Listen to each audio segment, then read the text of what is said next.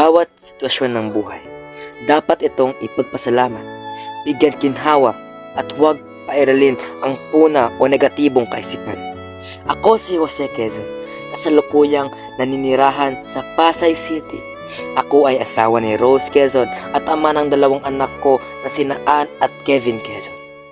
Ibabahagi ko rito sa buhay kung paano ako binigyan ng biyaya sa Diyos. Dito magsisimula ang aking kwento. Halina kayo, kain na.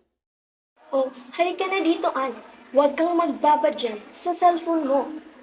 Teka lang, inay. May binili pa nga ako sa online eh. I want to have another gamit. Yan ka na naman, nak. Gastos ka ng gastos, kahit unting-unting nawawala ang pera galing sa negosyo natin. Whatever, tay. Gusto ko naman magkaroon ng bagong damit eh. Sir, nabankrupt ang negosyo. Rose, na-bankrupt tayo. Wala na akong makuhang pera sa bank account natin. Paano na to? Hindi maaari. Ito na lang ba maging ulam natin araw-araw? Nagkakasawa naman ito. Gusto kong bumalik sa buhay natin. Tiisin mo. Kasalanan mo nga kung bakit nagkaganito tayo. Apakagastusin mong bata ka. Yan lang talaga maabot ng budget ko galing sa paninda ng mani. Pasensya na kayo mga anak. Kakainis? Di ko naman ginusto tong buhay na to. Ingatan mo mga salita mo. Naghihirap na nga tayo tapos ganyan pa yung ugali mo. Ang nararapat sa'yo ay magbago.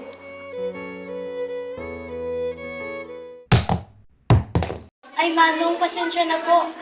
Ay, okay lang iha. Pasensya talaga, Manong. Pwede po bang ibigay ko to sa iyo? Ito yung paraan ko sa paghihingi ng pamanhin. Ito na po. Pera? Maraming salamat iha. Hulog ka ng langit. Makakabili na ako ng masarap na ulam para sa aking pamilya. Walang anuman, Manong.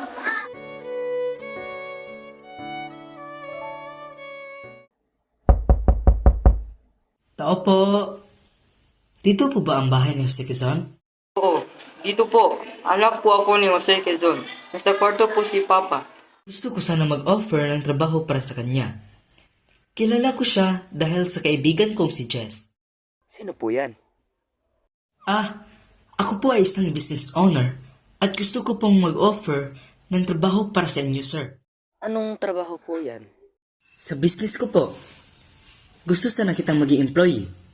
Sabi kasi ni Jess na may potential ka, masipag at mabait pa.